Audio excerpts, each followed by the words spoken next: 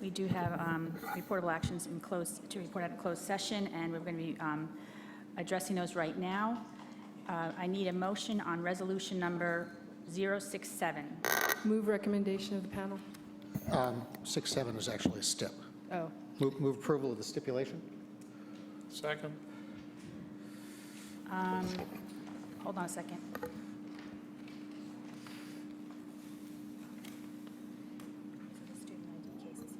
I've got them. I'm just doing resolution on each one of them, and I can tell you which one is which. So we're good. Yeah, it's really hard to hear. Yeah, but the motion is different for each one of these. So you can just call the number. I know. I've got it.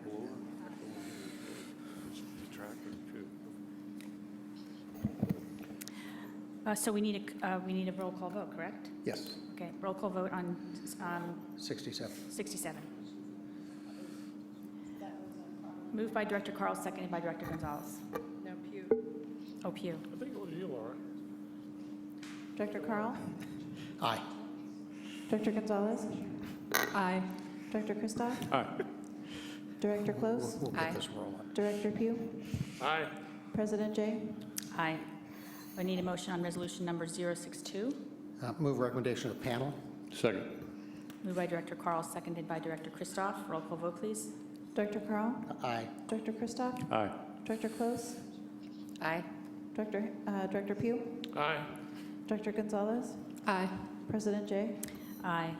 Resolution number 063. Move recommendation, or move the approval of the stipulation. Need a second? That was Director Carl and Director Christoph. Director Carl? Aye. Director Christoph? Aye. Director Close? Aye. Director Pugh? Aye. Director Gonzalez? Aye. President Jay? Aye. Resolution number 69. Move approval of the stipulation. Second. That was moved by Director Carl, seconded by Director Gonzalez. Roll call vote, please. Director Carl? Aye. Director Gonzalez? Aye. Director Christoph? Aye. Director Close? Aye. Director Pugh? Aye. President Jay? Aye. Resolution number 51. Move recommendation of the panel. Second. It's the Carl and Gonzalez show again. Director Carl? Aye. Director Gonzalez? Aye.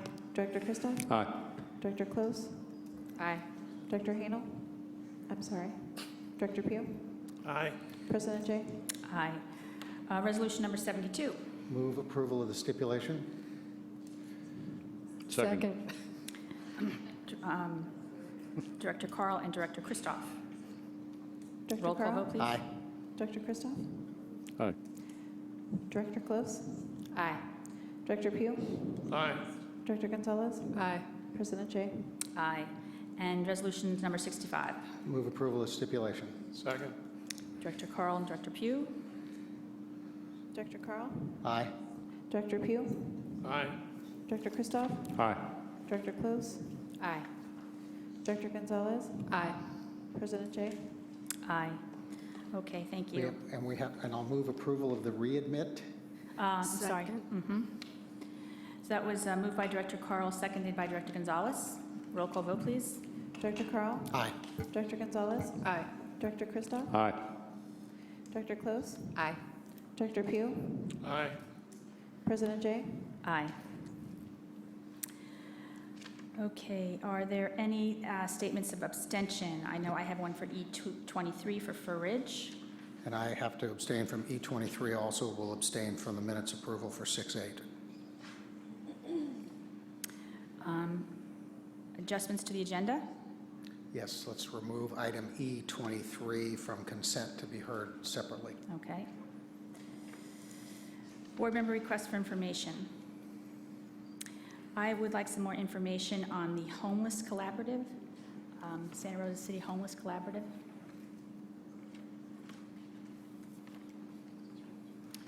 And approval of the minutes. Do I have a motion?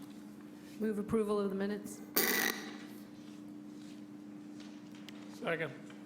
That was moved by Director Gonzalez, seconded by Director Pew. Pugh. Roll call vote, please. You were actually absent. Director Gonzalez? Yeah, you were absent. I can second. Okay, that's fine. Okay. Aye. Director Pugh? Aye. Director Christoph? Aye. Dr. Close? Aye. Dr. Carl? Abstain. President Jay? Aye. Okay, now we'll move on to special presentation by Superintendent Kitamura.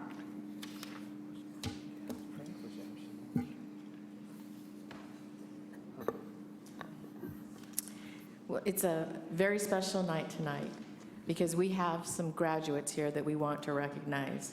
And the reason that we are able to recognize these graduates is that Senate Bill 172 and Governor Brown has allowed that school districts can award diplomas to students even if they may have not passed the CASE but did all the other requirements to graduate.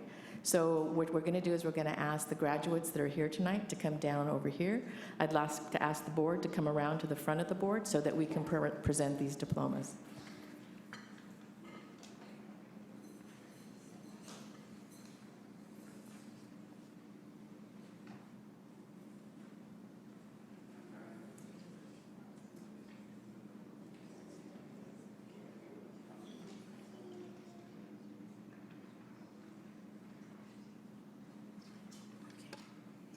So you might not be lined up in order, so when your name is called, if you would please come around and be congratulated by the members of the board and receive your certification of graduation, okay? Ready, we have Miss Sylvia Cervantes, Elsie Allen High School.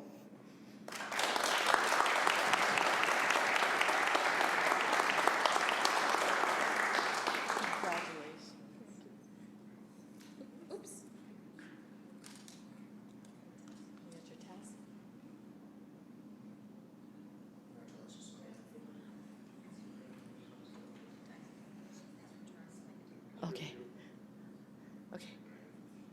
Sylvia, do you want to stop and get right in the middle? We'll take a picture of you. Come right here. Get that line.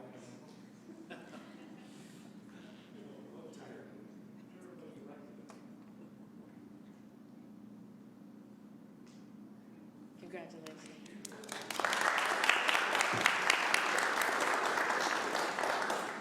Next, we have Tanya Figueroa, Pioneer High School.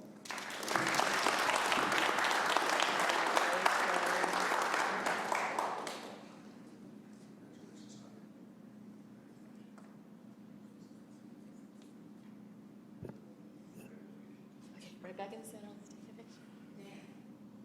It's okay. It's okay.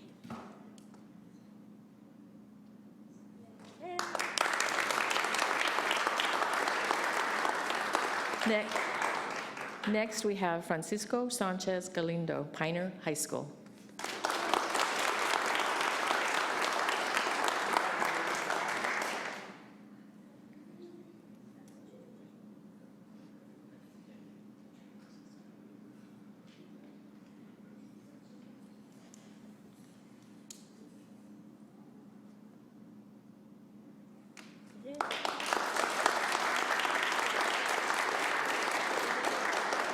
And we have Henry Ao Ching, Pioneer High School.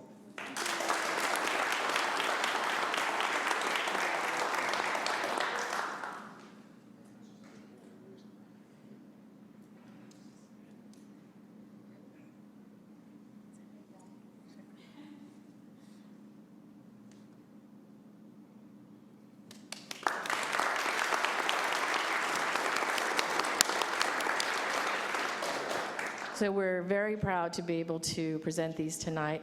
There are another 83 students that are eligible to receive their diploma.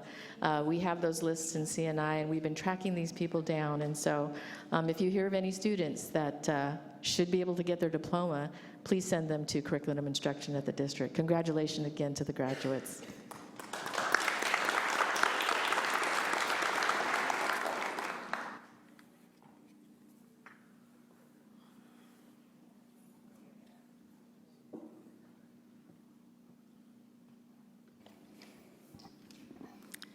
Well, we dealt with a graduation, and now we're going to celebrate a retirement.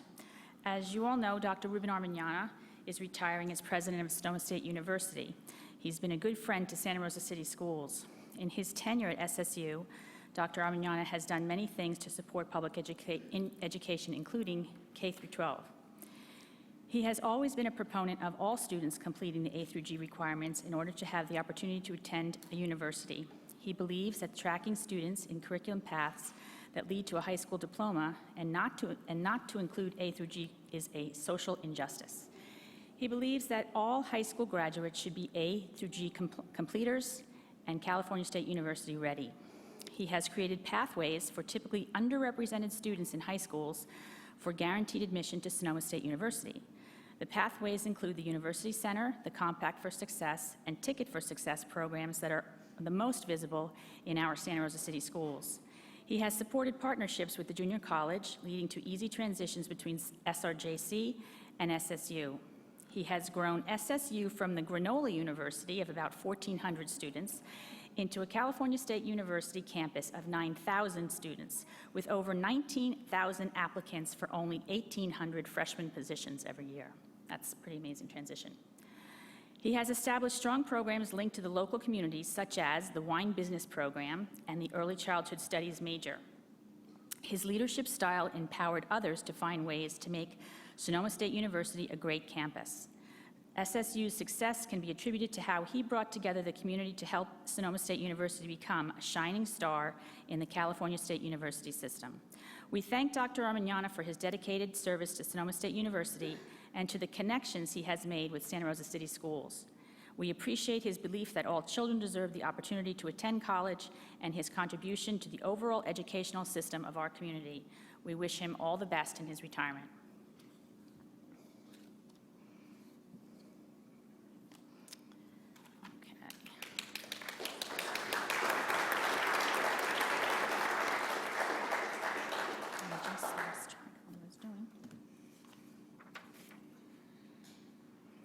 Okay, now we move on to public comments of items not on the agenda. Members of the public may bring before the board matters that are not listed on this agenda. The board shall take no action or discussion on any item not appearing on the posted agenda, except as authorized by law. Speakers are limited to 3 minutes each. Should a member of the public have comments that pertain to a complaint against the employee of the district, the board advises that the matter should first be pursued using the appropriate district complaint procedures. Are there people here tonight to speak under public comment? Seeing none, we will move along. Any association reports tonight? Lori, could you turn on the mic up? Okay. Good evening. I'm Margie Brady Long. Ola is unable to be here tonight, so I will read her message for you. Madam President, Superintendent Kitamura, and board members, I would like to take a moment of silence for a former member of the Santa Rosa Teacher Association and District Administrator, Mr. Mike Panis.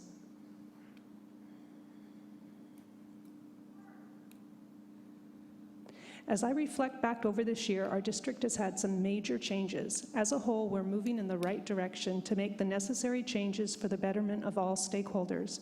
I think we all have a clearer understanding of the true meanings of teamwork and transparency, 2 words that go hand in hand. Our mission as educators is to better equip our students with the necessary knowledge and skills needed to be upstanding community members. As John Davison said, education isn't everything, it's the only thing.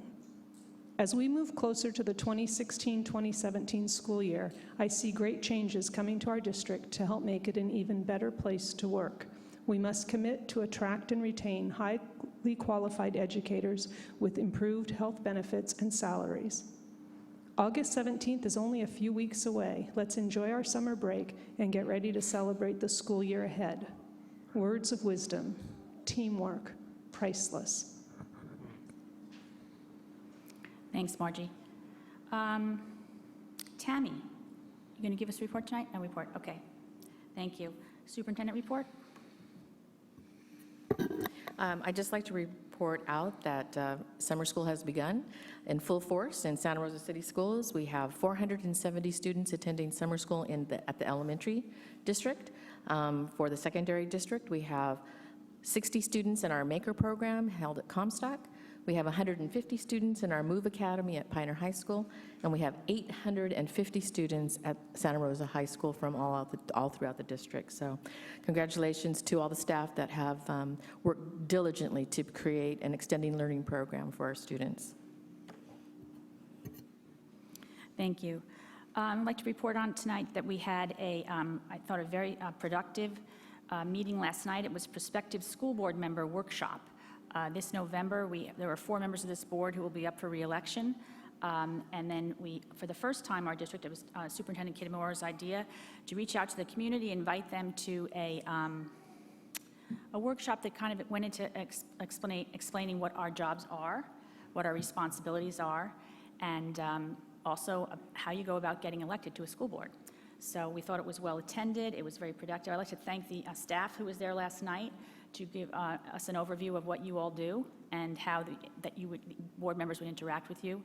And I'd especially like to thank you, Diane, for the idea. I think it was a great outreach to people in the community, and let people know it's an important job, and it needs to be taken seriously, and we appreciated their participation.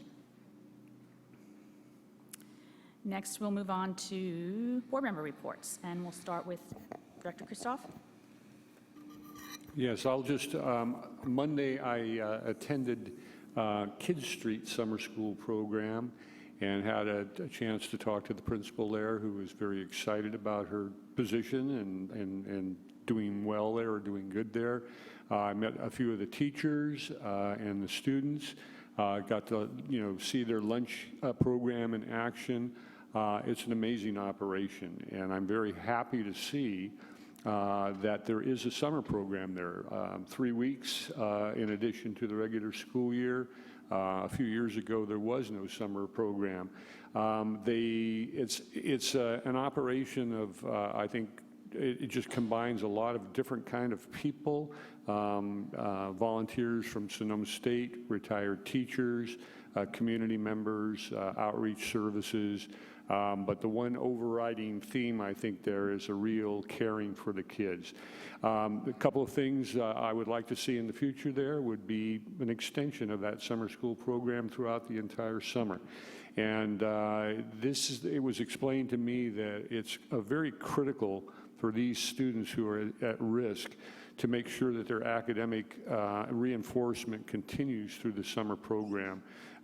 Even though they do enrichment programs and they're doing Maker and they're doing other activities, which you would hope something different from the regular school year, the essence of what they're doing is to keep that academic program really honed down and focused so the kids don't lose anything over the summer. But anyway, an excellent operation, and it's amazing to see, that these people have been working with these very, very at-risk kids for such a long time and doing such a good job. They're much appreciated by me. Thank you. Director Close. No report tonight. Director Pugh. I wasn't with the board at our last board meeting, so I didn't get to express my excitement and happiness of participating in Elsie Allen's graduation ceremony. It was just a fabulous night. And one thing they do there, which I don't believe we do at other schools, is they actually have the high school diploma there to be picked up that night. And so I stood after the ceremony was over with students as they actually got their high school diploma, and it was really meant a lot. And I just thought it was a nice way to cap off a great evening. Thank you. Same as Frank, I wasn't here at the last meeting, so I didn't get to report on Santa Rosa High School's graduation. Great graduation, over 4,000 people attending it, including people hanging up in the parking lot at JC.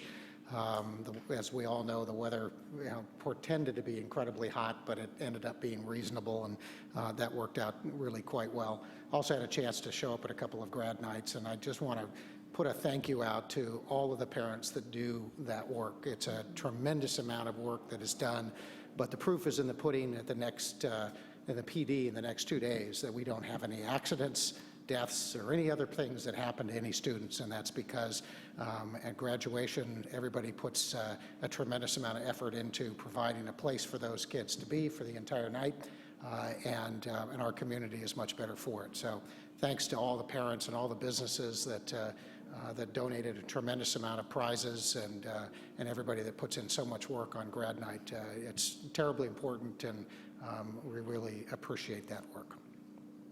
Laura? No report. Okay, thank you. Frank, you can do CSBA, NSBA report? Right, I'll make it short and quick. Last week, I was gone for a week to the NSBA annual conference, and so I just wanted to share that everything is working well at NSBA. The budget is fine. I'm the secretary-treasurer now, so we've ironed out a few things.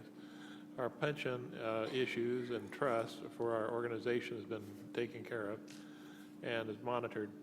But what was really a highlight was on Saturday we had our first equity symposium, and it was just top drawer. We had about almost 700 board members from around the United States to attend, and it turned out to be extremely successful, and it was just great.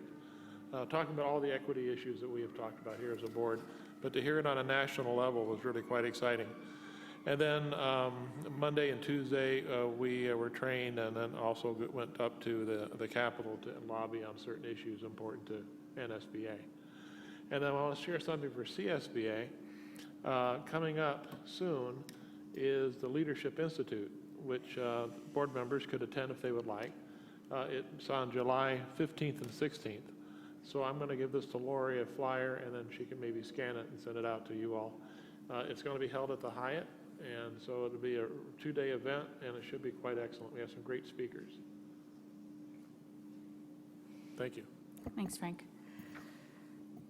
Okay, now we're on to our consent item, and I need a motion. Move approval of items 1 through 22 and item 24. Second. That's moved by Director Carl, seconded by Director Christoph. Roll vote, please. Director Carl? Aye.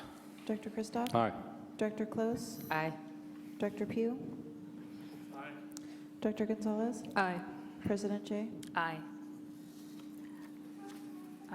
E24? Oh, you did that. I'm 23. sorry. And 23. Yeah, Bill, Looking for a motion? Item 23 need approval. I move item 23. Second.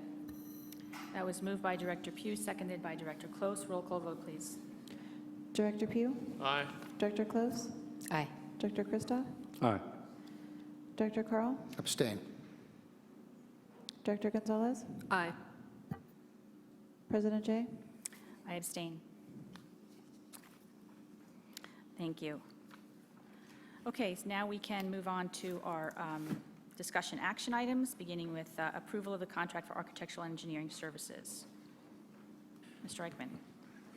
Thank you. Good evening, President Jay, Superintendent Kitamura, and directors. An RFP was issued for architectural services for the installation of lights at Pioneer High School, and the district received 5 responses.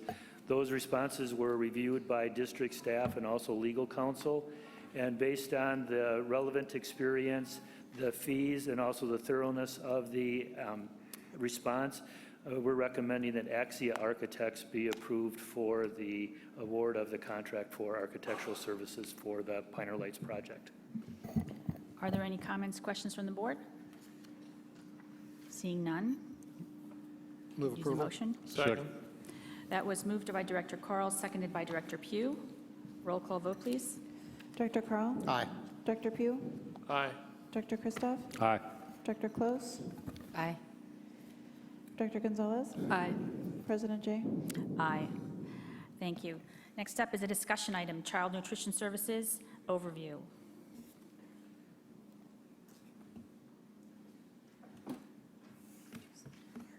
Thank you.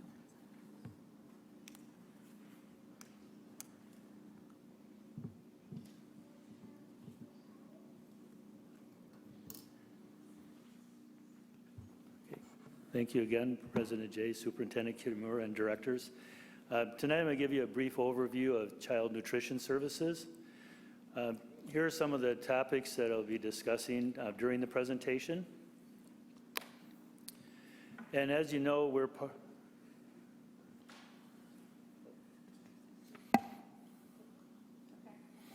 Okay. As you know, we're part of the free and reduced program, meal program with the federal government. And as part of that, there are requirements that we have to meet, and here are some of the steps that we have to go through to make sure that we are able to be reimbursed for participation in that program. And this chart shows the number of meals that were prepared by Child Nutrition Services for our students this past year. And it's broken down 3 different ways. There are breakfasts and lunches. It's also broken down by elementary, middle school, and high school, and then also by free, reduced, and then total paid lunches. And as you can see from this, it's just shy of 1.5 million meals that were prepared during the 2015-16 school year. In addition to serving our students, we also, this past year, had 10 contracts with other districts and programs that don't have a nutrition program themselves, and so they contract with us, and we provide the meals for them. And this is a listing of those programs or districts that we had contracts with. And to service those contracts, as I said, we prepared the meals, and this is a breakdown of the meals that were prepared. So with the contracts that we had and also the meals that were prepared for our students, we were around approximately 2 million meals that were served during 2015-16. And these are a list of the Child Nutrition Services staff that help prepare those meals and deliver them. This is the breakdown of the revenue for Child Nutrition Services as of 4/30/16. And as you can see, the total at this point, at that point of 4/30, is a little over 5.6 million in revenues. And this is a breakdown of the expenditures and then also the net profit or loss. In this case, it's a net profit as of April 30th. It's important to note that included in this net profit is the net income or loss from contracts, but also from the Santa Rosa French American Charter School program as well. So all of that is included in this net profit and loss. Speaking of the French American Charter School, this is their financials for this year. And as you can see, there was a net loss this year of a little over $33,000. Earlier this week, I met with 3 of the foundation members from the board members of the Foundation for French American, and we discussed not only this net loss, but also what actions can we take moving forward so that we can reduce this, not have this loss, and that the program can be financially sustainable going forward. In addition, we have an agreement that they have signed every year that as part of this program, that they will cover any losses during the course of the year. And in fact, I have a $10,000 check from them already that they've written. And then after they get to the new fiscal year, or our new fiscal year, July 1st, then they will write a check for the remainder and the balance of that. And we'll continue to work with them over the summer to make sure that we have changes in place, for the start of school, and then also we'll be doing constant monitoring of the program throughout the year, next year too, to make sure that the program is financially sustainable. And even though Child Nutrition Services has its own separate fund, there is one important role that they play that can have an impact on the general fund, and that's the distribution and the receipt of the free and reduced lunch eligible or applications. And the students and the parents fill out those applications, and then based on a number of criteria, they are determined whether or not they're eligible for participation in the program. If they're eligible for participation, doesn't matter if they actually participate in the program, but as long as they're eligible, that can increase our unduplicated count. And then also if our unduplicated count is increased, that could increase the amount of supplemental and concentration funding that the district receives as well. So the applications have all been distributed to the sites, and I know at some of the high schools, they've already given them out to the parents. And our goal this year is to have 100% completion and turn back in. Even if they write not applicable or don't want to fill it out, we want to at least know that we have all of them back, because we're making a real strong effort to, like I said, get 100% participation, and hopefully that will increase our unduplicated count then as well, and then hopefully our funding as well. So annually, as with the district, we prepare a budget in child nutrition services. These are some of the items that we project what the cost will be for that budget. We also look at the estimated number of meals that will be prepared for next year, and then using all that information, we have a formula that's plugged into, and then we come up with that determines a price that we'll charge for breakfasts and for lunches, and then also for the contracts. And as you can see here, the participation rates for this last year ranged from 54, almost 55% at the elementary level to just short of 16% at the high school level. So, one of our goals is to increase participation, but also to increase the quality of the meals and the service that we provide for the students. And to that end, we've been working with a group of parents called Voices for Better Nutrition, and we've had several meetings with them over the last month and a half to 2 months, and we will continue to meet with them. And one of the things that we're doing, or not doing, but they have the same common goal, that they want to increase the quality of the meals and the service that we provide as well. And some of the next steps, as I said, is we'll continue to work with them throughout the summer. We're going to have a survey that will be issued to the students to receive their feedback on child nutrition services. And then we're also going to do a survey of the CNS staff that is located at the individual sites to get their feedback of, what changes they think could improve the service and the quality of the meals as well. And with that, I'll take any questions if you have them. Board members? Director Pugh? I have a couple questions. Oh, wait a second. You know what I did? I messed up. I So have is two there- speaker Is there cards. public comment? Yes, comment? I have two Oh, speaker cards. I'd like to do that first before I start have you that. guys weigh in. Okay. So first is Christina Palacios, and followed by Jennifer Collins.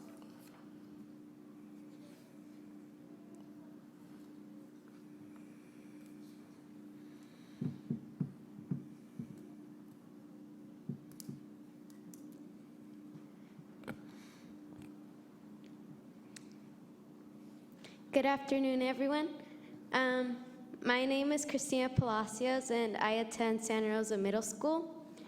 And I am here because I want to ask you guys to give us healthier lunches, because my friends and I have either gotten burnt, raw, or rotten food. And lunch is supposed to be a part of our day that helps us concentrate and not think about being hungry because we didn't eat anything. And my friends and I sometimes haven't gotten to eat anything of days during school because the food is bad, and that just makes us think of food, thinking how hungry we are. And we don't want to be thinking that because we want to concentrate on our studies.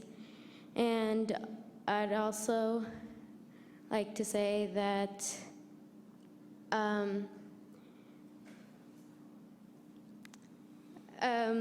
that we've gone through so many years with bad food, and we'd like to get better food. And that's all. Thank you, Christina. Jennifer Collins.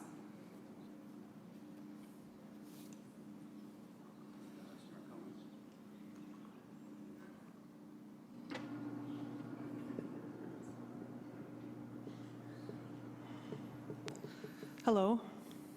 Am I on? My name is Jennifer Collins, and I am part of the group Voices for Better Nutrition. We all tried to wear white shirts together. But let me start by saying that we have begun a good working relationship with Brian Nyberg and the Director of Child Nutrition Services, and Steve Eichmann here, the Assistant Superintendent of Business Services.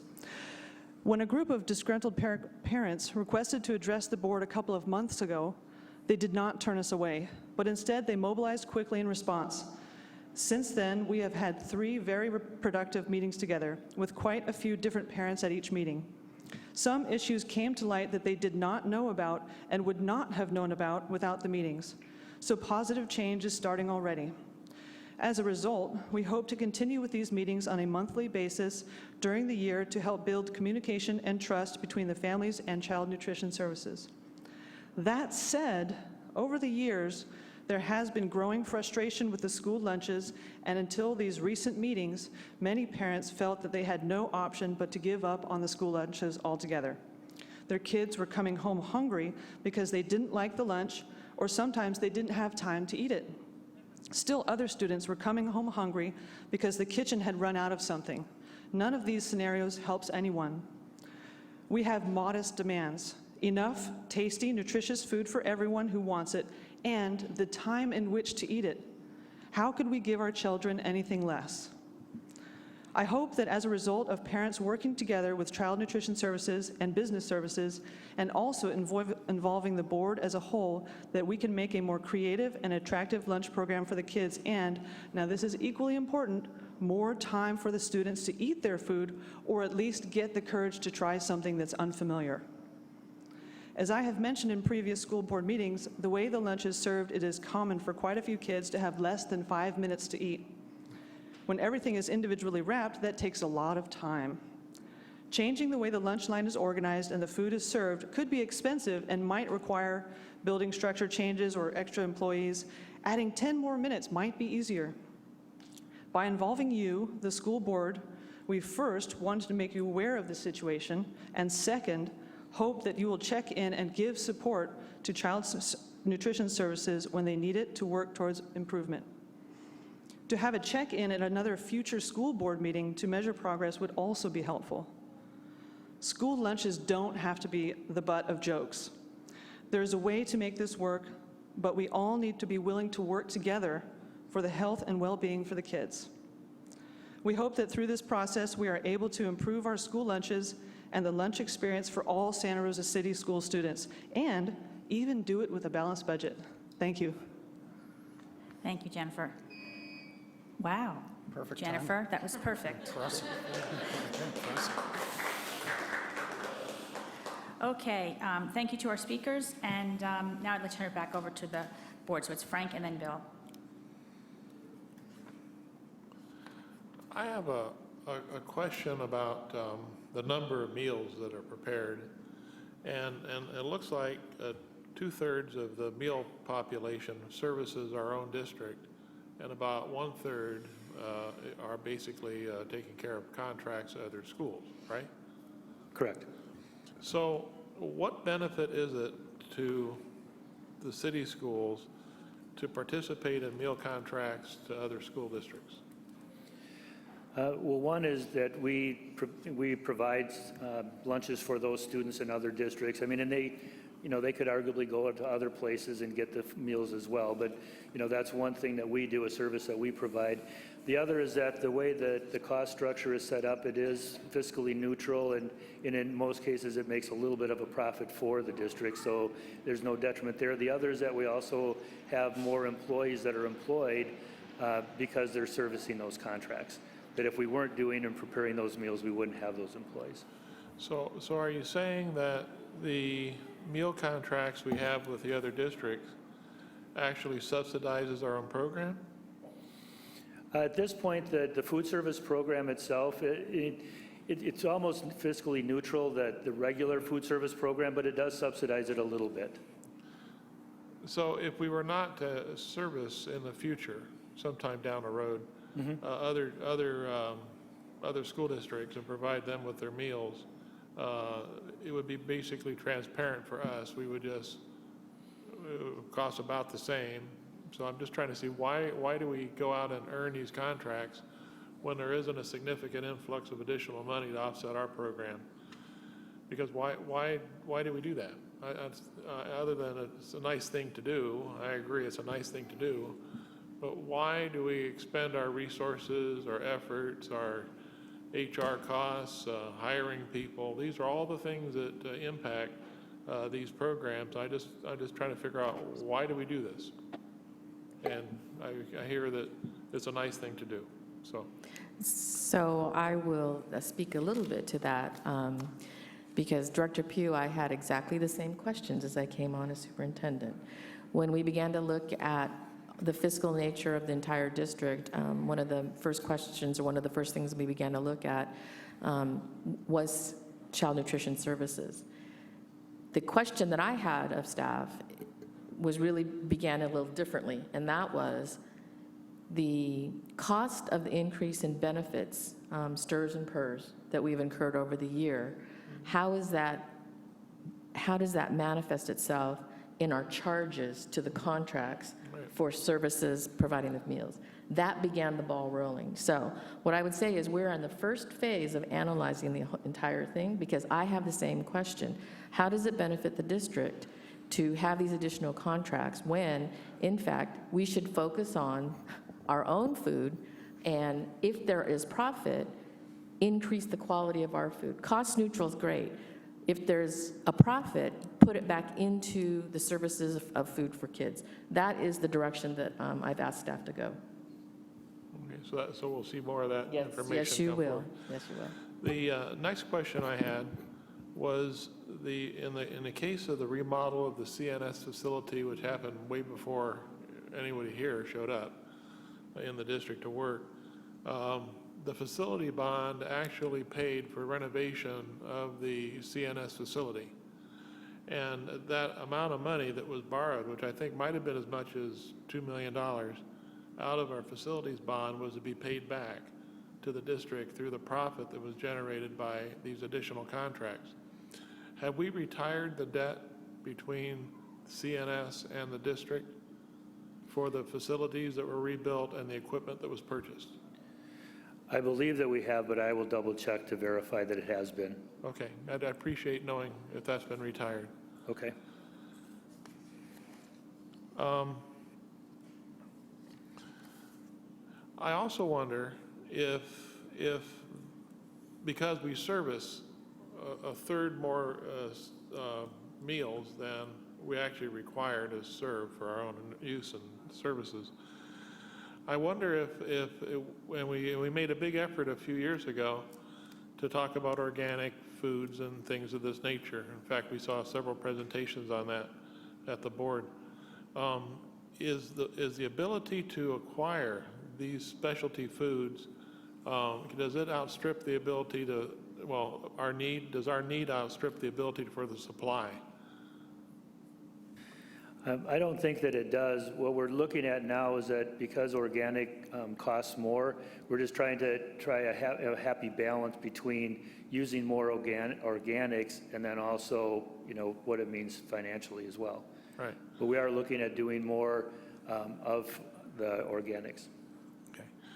And then the last comment or question I have, and it's something to be looked into, I think, is considering the living wage movement in Sonoma County, and our governor has signed on to that for the most part. This will have, I believe, a direct impact on free and reduced lunch programs. In fact, I think a family of 4 with 2 children may not be able to qualify anymore under the living wage. So I'm wondering how that's going to impact the overall viability of our program here. And I guess we will know when the living wage actually is passed in our community, but it still will have a tremendous impact on the number of students who will be able to access our food program. Right, and I can't give you an answer to that question, but that is something that we're aware of, and we've started having discussions about that. Great, thank you. Bill? Steve, the CNS financial information indicates we had a net profit of $58,000 and change.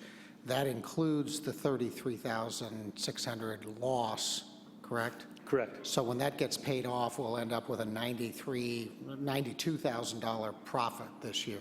Correct. Okay. I had the same question that Frank did. There's no way to break out what the cost and expenditures versus income is on the contracted meals. I'd like to understand what that is.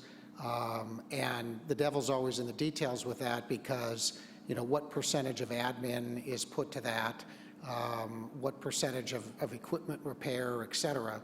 You can fool with the numbers that way. I think the best way to do it would be that if we didn't do these, what costs would we have? And now that we do them, what are the additional costs? So I think that's the analysis that I'd like to understand. What are the additional expenditures that we have resulting from that. And we may be getting cost savings. You may be close to revenue neutral, or there may be a little bit of extra money that we make with respect to that, but there may be any number of costs that are being offset against that doesn't show up. So that's the analysis that I think would be really helpful. Then a couple of other questions. Do we have any sense of the percentage? We said we're increasing the use of locally grown fruits and vegetables. What percentage do we now get that's local?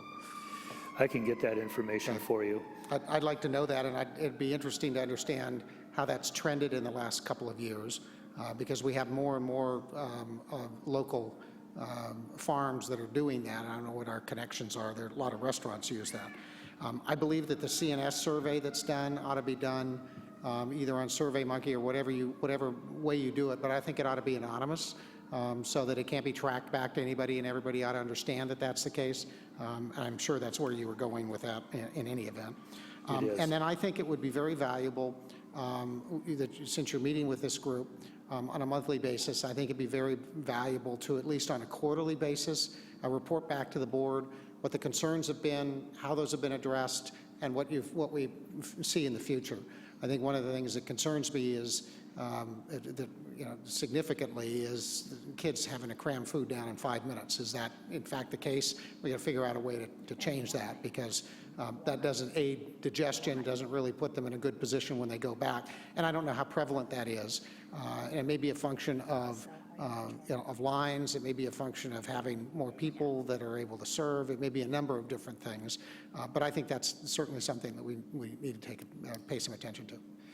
No, I agree. And in fact, one of the high schools this year, we're going to have food carts out in the quad area. So that'll be in addition to the lines that they already have in place, with that in mind of trying to give them, additional options of where they can go and get the food, so that it does take less time to actually get everybody through. Good. Well, I appreciate that there's some good focus on this, and hopefully we'll see some real value out of it next year. And I also want to add, in talking about the analysis and the discussions that I've had with Superintendent Kitamura, we are starting to look at it that way and break it out that way. As with a lot of things, we haven't broken things out in certain ways in the past, and we're starting to do that now, so that we can really, like you said, the devil's in the details, so that we can really look at it and make, have all the relevant information and then make judgments based on that information. Ron? Thank you, Steve. I appreciate your report, and I appreciate Jennifer and your group and all that you have done. I think it's very important, and staff is busy, and if parents can lend their insights and their research abilities to these kind of issues, I think we're going to go a long way together. I agree that the surveys are important. I appreciate the fact that we're going ahead with that. And when I go around, just Monday when I was talking to staff and the kids, food insecurity, which is not a concept some of us live with, is real, and it's a huge issue among part of our population here, a growing part of our population. And I think I have wanted to a few times now ask under requests for information to get a kind of a full-blown analysis of nutrition in the district. I appreciate the fact that people are working to improve. I know that our staff works very hard. That's not the issue. But the complaints that come in are real, and visiting Elsie Allen recently, the kids were talking about they would never eat the lunches, whatever that means. But in my mind, because I've read a lot about this, nutrition is the key word for me. We're talking about political issues, we're talking about economic issues. Good food costs money, there's no question about it. Sustainable agriculture in this county could be the wave of the future. We've got the setup to kind of do our own thing. But beyond that, when we look at 25 or 26 schools and the diversity in our district, the diversity of cultures, This is a pretty complex kind of issue. But ultimately, when we get past the first few surveys, it would be important to talk to parents and others about what nutrition is. And I've heard the same issues about being able to sit down and eat a meal, something that's appealing, that's different for different people. But at the same time, you don't want to go back fifth period or after lunch and go to sleep in class either, and you want to make sure that you learn about nutrition early on. So I think it's an educational process too. So I will be talking about this subject ongoing as we continue with this, but I think this is a very good start, and I appreciate the fact that we're working with the community and parents, and we're all taking this issue seriously. Thank you. Thank you. Laura? Thanks, Steve.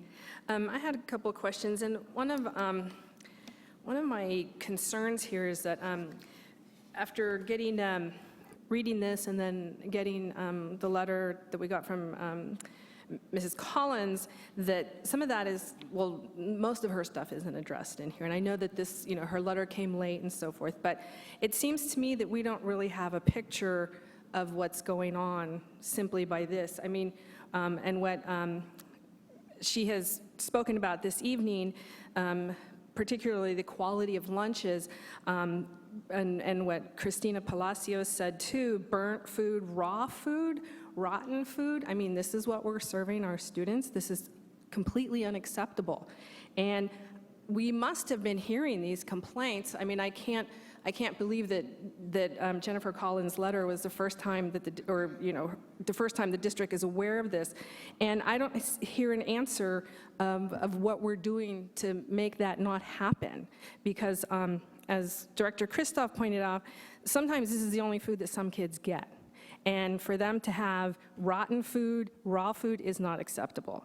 The other part too that I was hoping that Ms. Collins would read her letter that she sent to the board, but she mentioned a couple of things, and she mentions in her letter that she sent to the board that there's fear of retribution from workers, that workers aren't happy.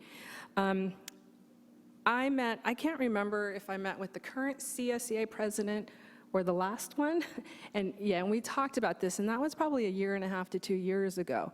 And at that time, I had heard from other people that there was fear at the kitchen, and one of the complaints was that lunch workers or kitchen workers were being taken off of their job to do things for the French American Charter School.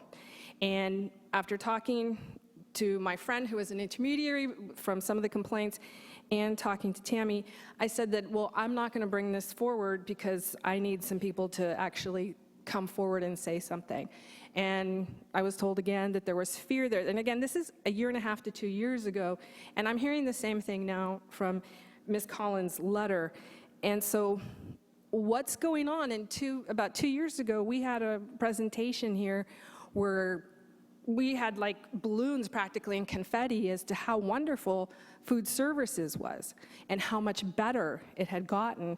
And now this really took me by surprise to hear all this information, that it's not as good as we thought. I mean, we haven't revisited it, but I thought things were going much better. I thought the quality of the food was much better, but that turns out to not be the case.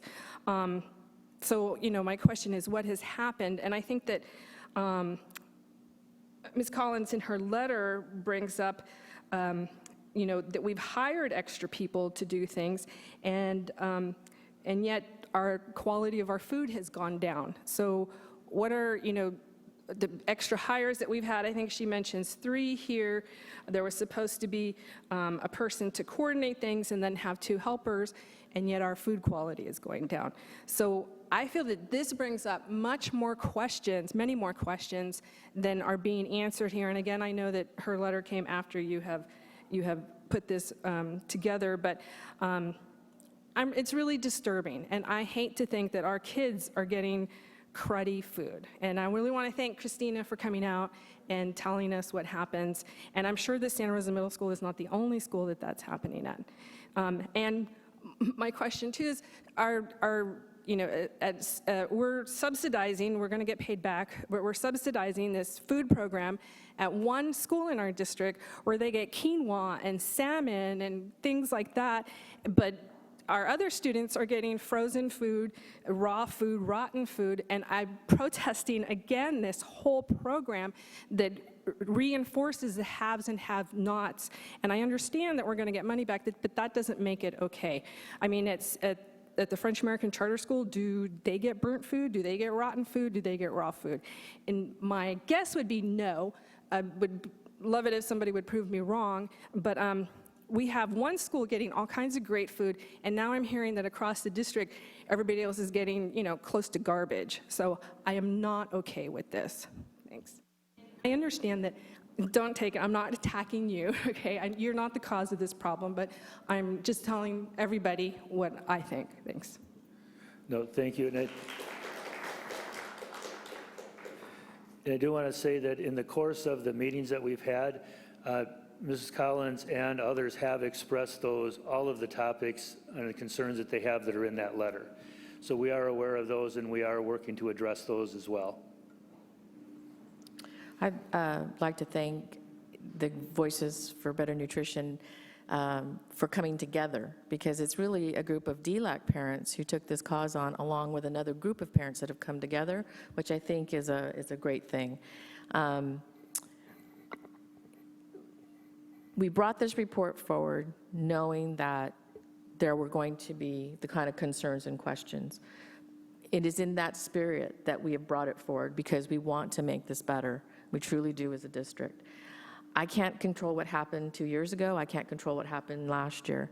But I know that I can tell you this is a priority for my cabinet to be able to provide students what they deserve, and that's good quality food. And so it is our commitment to work together with the community, with our staff, to be able to provide that.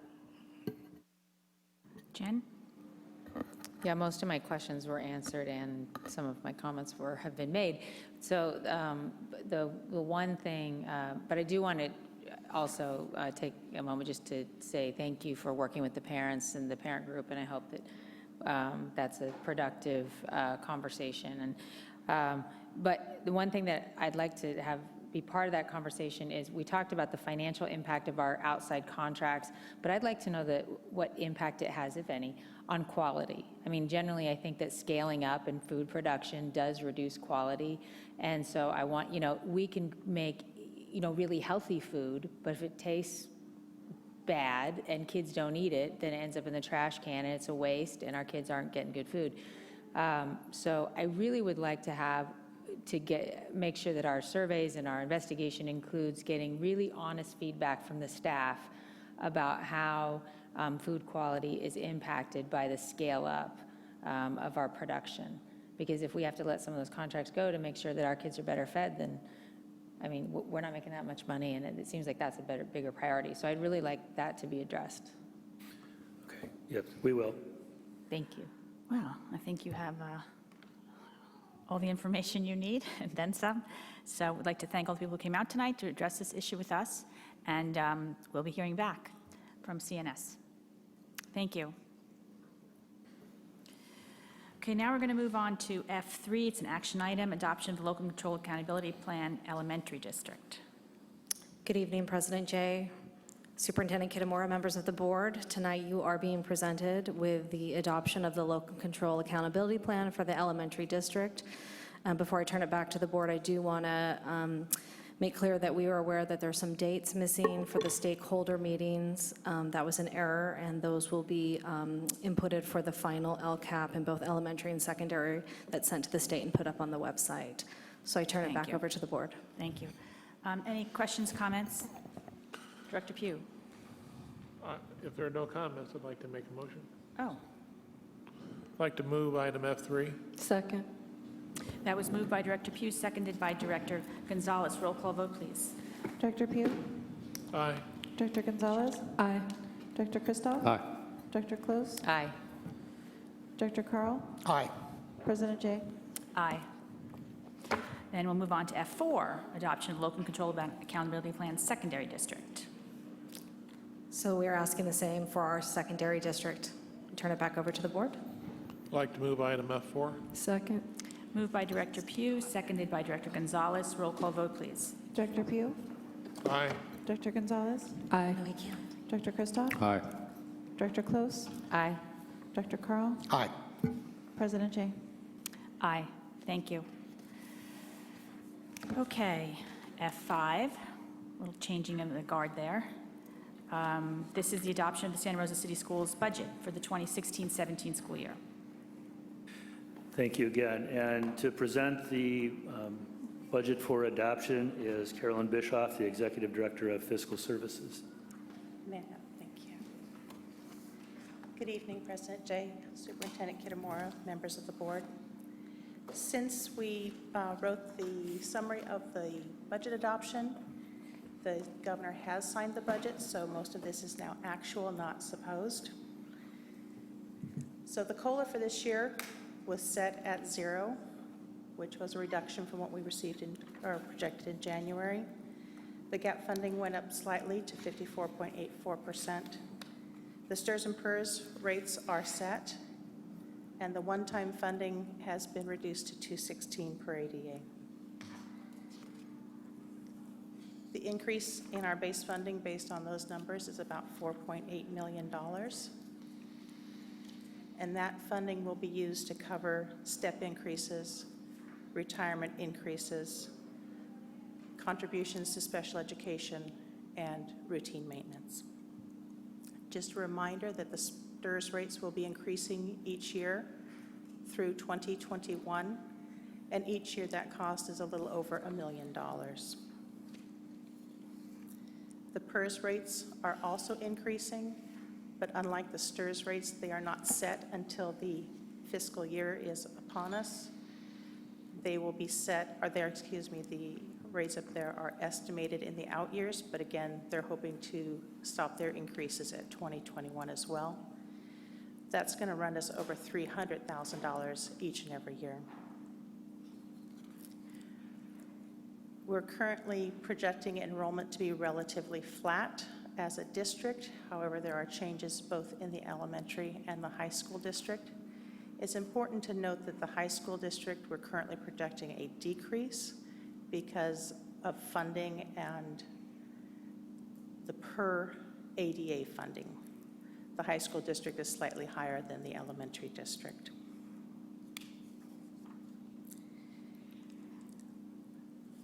Summarizing our budget, I've broken it out for you between the elementary and the high school districts, but our total budget is almost $167 million this year from revenue, and you can see that the bulk of that revenue is from students attending school each and every day. We then turn around and spend that money for our staff, supplies, and other items to keep the district running. This next year, we're going to have a very large textbook adoption. We're using the one-time money we received in 15-16 to support that adoption. So it's kind of a big, scary number, but it is money that we have in hand today. Looking at our reserves, we'll show a decrease in the ending balance due to that large textbook adoption, and also spending some carryover funds that we have accrued in the current year to support our LCAP. Both of the LCAPs are spending their carryover balances in the new year. Our multi-year projection shows our structural deficit on the excess and deficiency line. And you'll see it's growing approximately $1 million each year, and I think we just talked about $1 million for STRS each and every year, so you can kind of see where that's going. We do have transfers and other one-time expenses each year, and then our projected ending balance, as you can see, is decreasing each and every year. With that, I'll return the discussion back to the board. Thank you. Director Christoph. Thank you, guys, again. I appreciate the clarity of your report and, the succinct kind of overview of everything. I have just a couple of clarifying questions, I think maybe for the general audience. When you talk about gap spending, can you kind of just give an overview of what that concept means? Certainly. Let's see, this is our 4th year of the new funding formula. And at that time, California was probably in the worst depths of a depression from a financial standpoint for school districts. We had seen 4 consecutive years of negative COLAs or absolute reductions in funding. And the governor proposed a new funding formula. And as part of that funding formula, he said, I want to get school districts back to where they were in 2007, 2008. But it's going to take time. So I'm going to propose that we start from where we are and we aim for the target. And this difference between where we are and the target is called the gap. And we've been closing that gap rapidly. He had projected closing it over 10 years. We're in year 4, and we're at 95% of closing that gap. So each year, that gap percentage looks really nice because it's a big number, but it's a big number of a small amount. So we only have 5% more to close over the next couple of years. So hopefully, we'll be at our 2007-8 rate in a couple of years. Okay.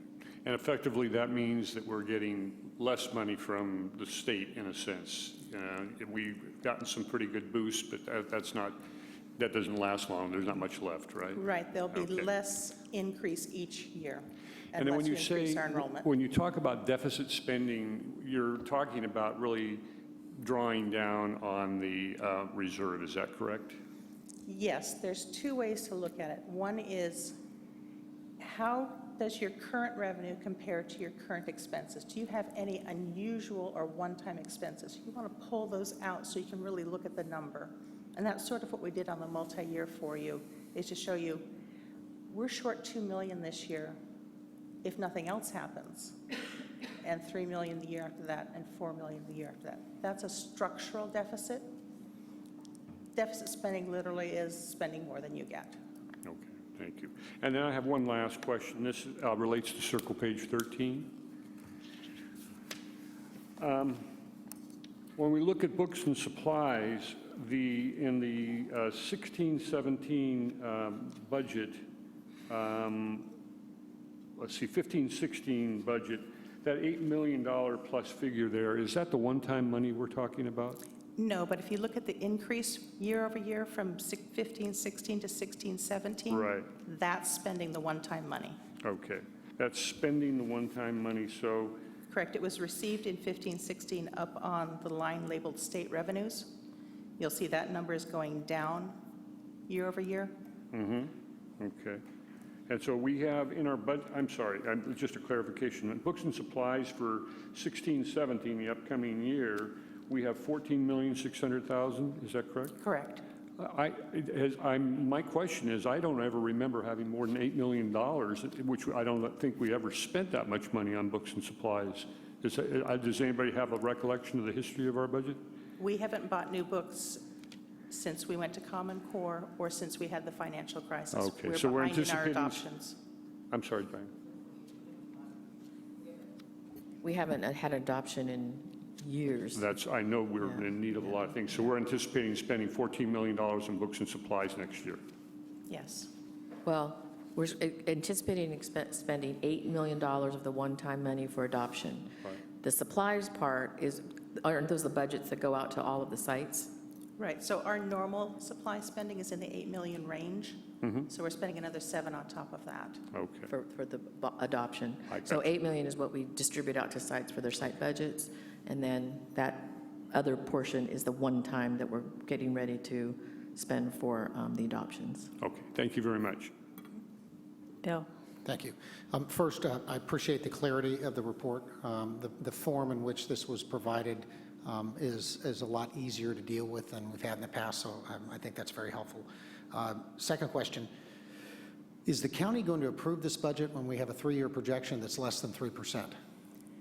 I'm going to expect to receive a request for a recovery plan, how we're going to get ourselves out of not having 3%. I've gone through this with another district that I worked with, and Cabinet is aware, and we're already starting to work on a recovery plan. Okay. And last question, this budget does not reflect the expected savings in transportation. Is that correct? The multi-year projection does in year 2, Okay. and we expect to carry it into year 3. There is no savings projected in the 16-17 budget. And what's the savings in year 2? We're currently projecting 500,000. Right. The estimate is between 750 and 1 million, but I'm being conservative. Okay, so if we do better, that may be part of the recovery aspect of it. Okay, Yes. thank you. Thank you. Any other questions from the board? No? This is a discussion item. No. It's an action. This is an action item, so I need a I motion. I move the item. Sorry, Second. I'm in a senior moment. Move approval of the budget, she did, and I Yes. seconded it. Roll call vote. Thank you. Director Gonzalez? Aye. Director Carl? Aye. Director Christoph? Aye. Director Close? Aye. Director Pugh? Aye. President Jay? Aye. Thank you.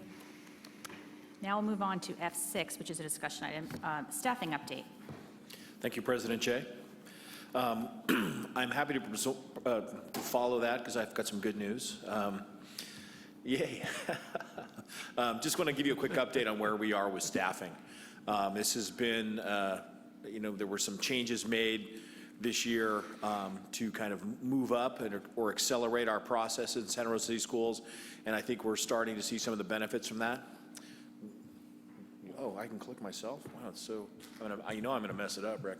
The next slide just has some data on there about some of the things, some of that you've already seen with the retirements at both of the certificated and classified. We kind of recognize those individuals kind of in a grand form last month.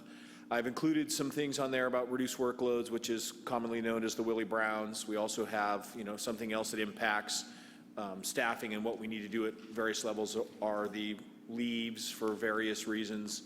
The important part on this is a couple of things. One, recruiting started earlier this year, which is something that's been very beneficial to the process. Another thing that was new this year is that we worked collaboratively on just on a very surface level with SRTA in attending job fairs and participating, and we're looking to increase that moving forward, because I think the more we present ourselves as a community of educators, the more it makes our district look attractive, and we work together collaboratively to bring new folks in. We had 24 elementary openings and 71 secondary openings. This next slide just has data as current of last week. I know that the numbers have changed because I've been signing a lot of successful candidate forms as we go through. We had 6.8 classroom openings. The most exciting part of this is all special ed at the elementary level is staffed, which is great. Even some of these, the site TOSAs and the content area TOSAs at the district level I know I've signed some successful candidate forms, so this number is going to be less, and what I can do is share that with Superintendent Kitamura so she can send that out to you in an update moving forward.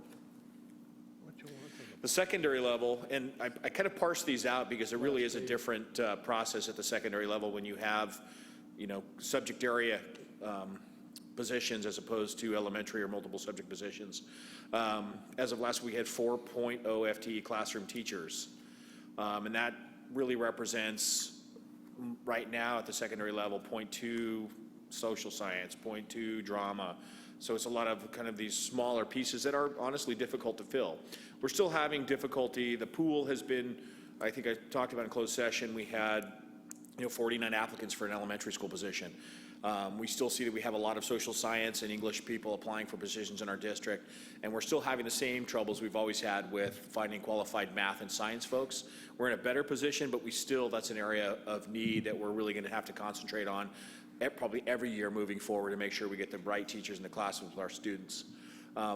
Again, this is as of last week, and I'll make sure that you get an update from Superintendent Kitamura. So what worked? Increased job fair attendance. My first year, I was swimming, if you can call it swimming, maybe. I was maybe floating. I don't know what I was doing.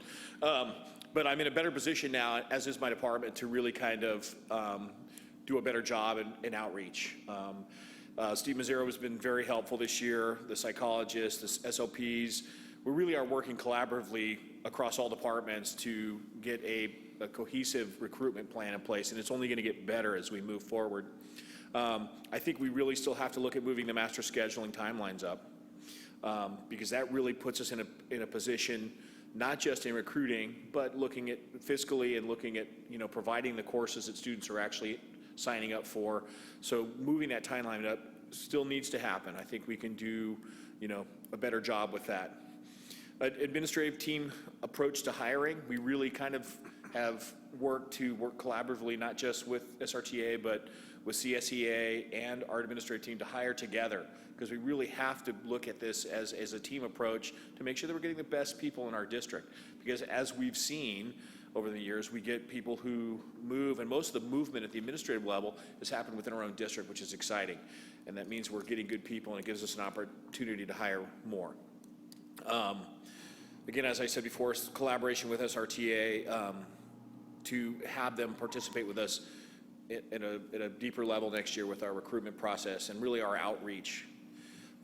We've made some improvements in the application process, making sure that we're not asking more of applicants than other districts. We understand that in Sonoma County we're competing, so we have to make sure that we're making our application process, we're getting the information we need to hire the right candidates, but also not making them go through multiple hoops that they don't have to go through at a neighboring district. So we know that there's some things that we can do to streamline to make that better, and we've increased our human resource support to make sure that we're actually getting people notified, onboarded as quickly as possible so we can get them in the classroom. So next steps. Again, I think we talked about this a little bit earlier, but enrollment projections completed to the board and to the sites in October. I mean, so that principals and everyone knows what those enrollments, the best as that can be done early so that we can keep moving forward. Again, work with the principals on master schedule process in November and December as opposed to January and February. Use site level data. I'm hoping, and I'm sure, not to steal any of Rick's thunder, but this new SIS is going to allow us to have a better, a more modern approach to getting information from our students and families. I mean, I look at, my students have been out of our system now, 2 of them in college, and everything's done online and it's done early, and we know why that happens there. It's the same reason it should be happening for us. Work on our staffing considerations in February so that we have the right amount of time to make sure that we're providing the appropriate level and the appropriate content area staffing across the district.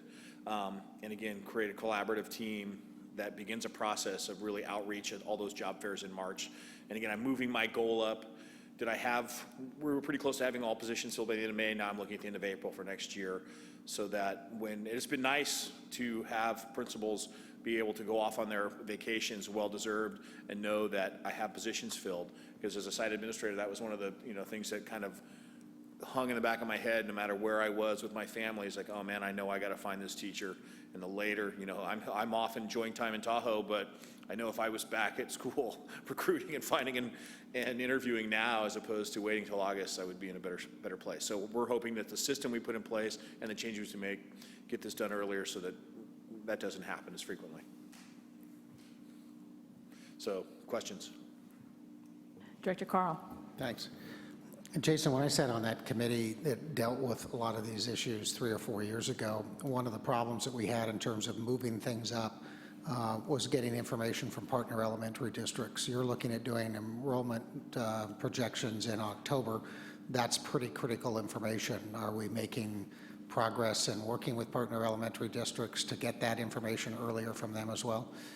Yeah, we are, and I think one of the keys to that is that Superintendent Kitamura has really begin to mend some relationships with our partner districts, and that's been fantastic because that hasn't always been the case, and we've kind of had this, the big district that kind of just does their thing, and we really are starting to look for ways to make connections with folks. So that, we understand there's going to be times where we're competing for the same students, but we really are all in the same place when we want to serve all the students.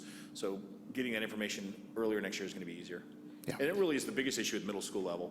That transition from our partner district in 6th grade to 7th grade is the difficult time, but we will get that information earlier. Thank you. Jen.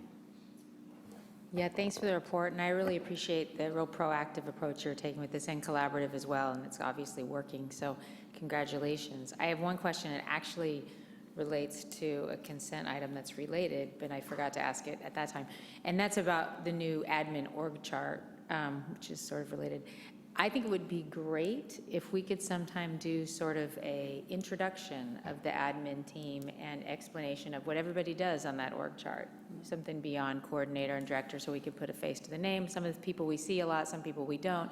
Might be nice for the public to see and hear what people do, and to really kind of personalize that new org chart. I think it's a good idea. Okay, thank you. I just think it's remarkable, the improvement that's been made. And we will bring this year over last. when we do our opening of school report, we'll bring a kind of an update of, from this point forward where we are. Great, thank you so much. Thank you. Okay, now we'll move on to F7, is the second reading of the administrative regulation and board policy on the 5,000 series immunizations. It's an action item. Thank you, President Jay, Superintendent Kitamura, board members.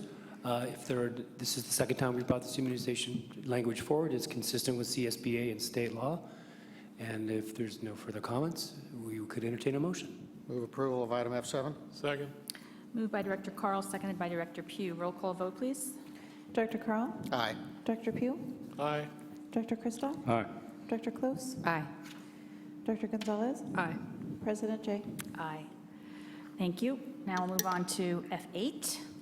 So this is a second reading for board policy in the 6,000 series around placement in mathematics courses. So Any moved. questions or comments? Motion? So moved. Second. That was moved by Director Christoph, seconded by Director Gonzalez. Roll call vote, please. Director Christoph? Aye. Director Gonzalez? Aye. Director Close? Aye. Director Pugh? Aye. Director Carl? Aye. President Jay? Aye. Thank you. And last, we have the governing board elections in November 2016, an action item. So the Board of Education needs to approve this when there's an upcoming election. It's the election order resolution for the board's action. Do you have a motion or are you moving? No, I have a question. Question, go ahead. A couple of comments.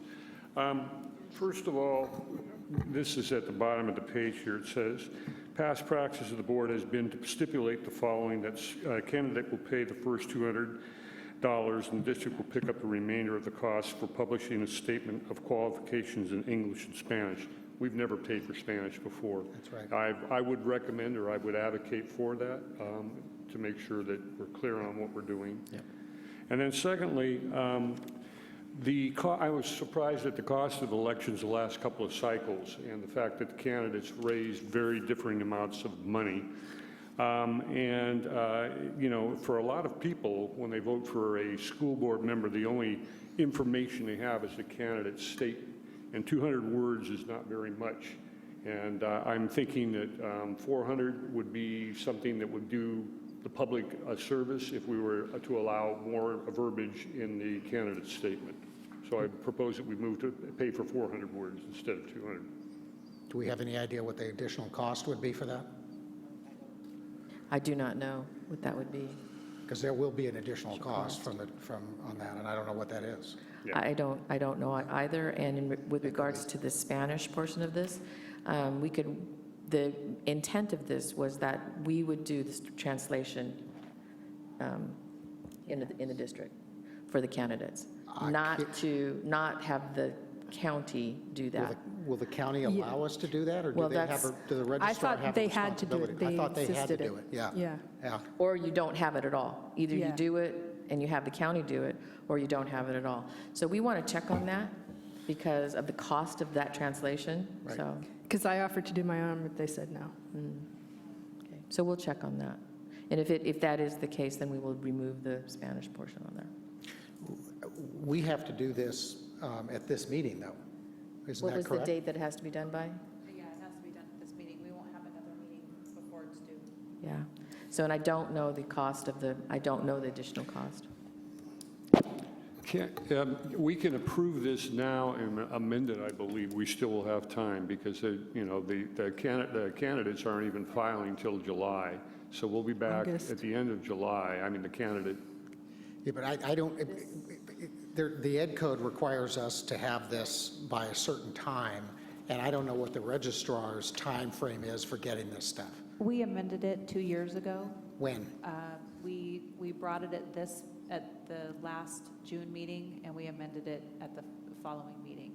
And what was the amendment? The amendment was with respect to the wording, how many words, and what was going to be paid for. The words have always been 200, so we would never have amended anything in July relative to the words.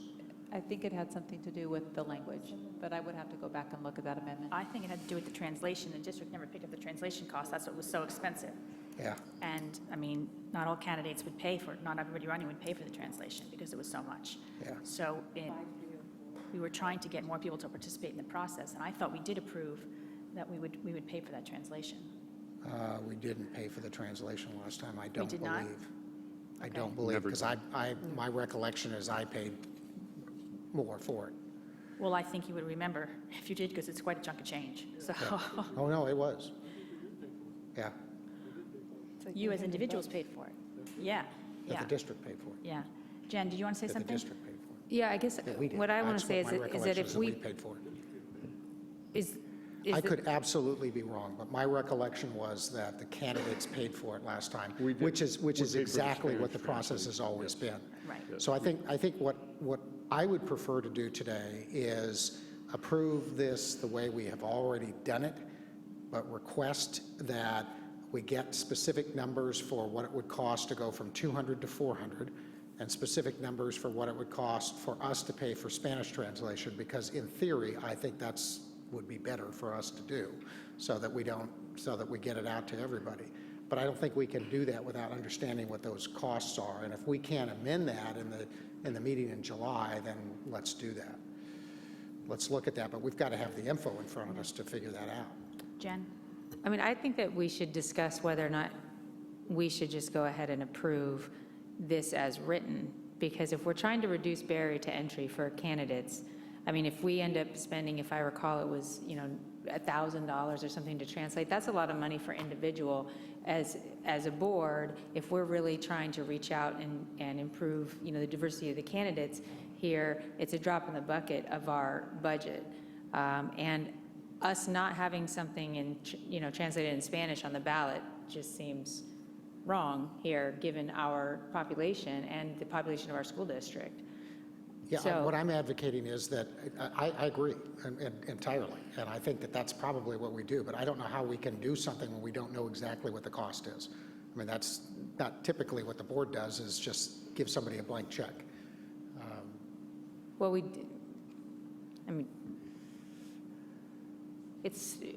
have a general idea. Well, it appears, excuse me, that it would, if approved here, it would be the $200 plus the $1,000 to $1,200 for the Spanish translation. Is that what it is, per candidate? Per Per candidate. candidate. It's $1,000 to $200, depending. on- $1,000 to that seems $1,200. about 12, I'm sorry, $1,000 to And $1,200. 200 words is $200, so you're assuming 400 words will be $400. I would assume in the translation would And then- probably go up as well. Presumably twice. So the board could, what my suggestion would be is to approve what we have here tonight and come back with the amendment when we have more information about the additional cost. That would be my suggestion. As long as, did we look up ed code? Are we within, is there a timeline? Oh, that's not what I looked up. I looked up the minutes from 2 years ago Oh, to see if there were okay. any changes made. I apologize. I thought That's okay. Okay. Was there any There were no indication? changes made in Okay. 2014. So we There were brought it none? back to an amendment and there were no changes made? Oh, so was that in July then? Okay. So you're going to July, good. I have a I question. just want to make sure we don't miss the boat. Yeah. And don't, Exactly. I mean, that's really important. Laura? How many candidates have we been averaging the last few years, or last few elections? I mean, is it 4 and then 5? We haven't really had more than that. So we're looking at approximately $5,000 to $6,000 Right now, for just the translation. Okay. At Right. 200 words. so I'd like to proceed the way Diane is suggesting we proceed. I mean, I'd like to get this approved tonight. Jen, Yeah. do you I want? have just if we one other can- quick question. Can we wait until we find out whether we did something in July? Because if we didn't, then I'm inclined to vote to do the Spanish translation now, Right. so that we don't miss the boat. but then get the information as an informational item on the next one. But if we can make the change in July, then I think that would be a better procedure. Did you find July minutes? I did, I'll read it to you. Amended November 2014 Governing Board Resolution. A motion was made by Director Hanel and seconded by Director Close to approve amending Resolution 1314-083, specification of the election order in preparation for the November 4th, 2014 Governing Board elections as required by the Sonoma County Office of Education. So it doesn't really tell. Says nothing. Okay, so can I make a motion? I just want to make sure that Jen is finished with her. Okay. You have comments, Jen, or? I just have one, I mean, along these lines, because we're talking about barriers to entry, and I brought this up at 2 previous meetings, and I want to, is whether or not, is there a deadline for us to pass some kind of board or administrative policy that adopts some kind of campaign donation limits like the city council has? Because for this election, I mean, some people have an advantage. The incumbents, we are greatly advantaged in terms of fundraising. If we want to get more people running, then I think some kind of limits to donations like they have for city council would be really helpful. So I've asked about it a couple of times, and I don't know if it's been researched, but I don't know if we're coming up on deadlines to do that. I'd like us to talk about that. I actually spent some time at the end of last week and went through campaign finances for the last 6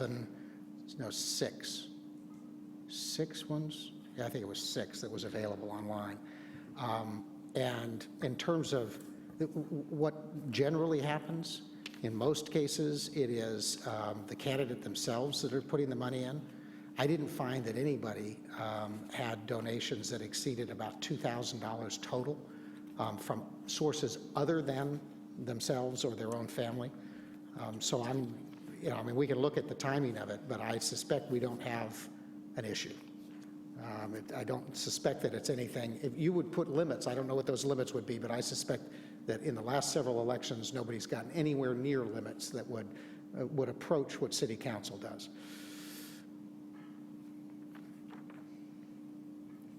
Okay, I'm not really hearing a consensus here, so am I missing it? Do we have consensus on how we're going to move forward? Well, let me take a shot at a motion. All right, good. I'll move that in compliance with the Ed Code, that we note the number of seats and who's up for election as set forth in the report, that the cost responsibility be based on 200 words, and that we will pay both the English and Spanish translation, and that tie votes will be resolved by drawing lots. Second. Okay, so I have a motion by Director Carl, a second by Director Gonzalez. Roll call vote, please. Director Carl? Aye. Director Gonzalez? Aye. Director Christoph? Aye. Director Close? Aye. Director Pugh? Aye. President Jay? Aye. Okay. Yes, please do. In response to Director Close, we will bring that policy forward at the July 27th meeting for board discussion on campaign dollars. Is that what, or do you want to reword that for me, what you would like us to bring back? But I think first for us, for me, it starts with the policy that we actually have. Superintendent Kittimura? Yes. Could I suggest that since everybody has a different idea about these types of words and processes and so forth, that maybe each of us could contact you individually so that we can get everything on the table at once, is what we're thinking about? I think that would be a great idea. Good. Yeah. Thank you. Good job, Then you can Director talk to me Pugh. about, exactly. Okay, we're Coming adjourned. together. Thank you.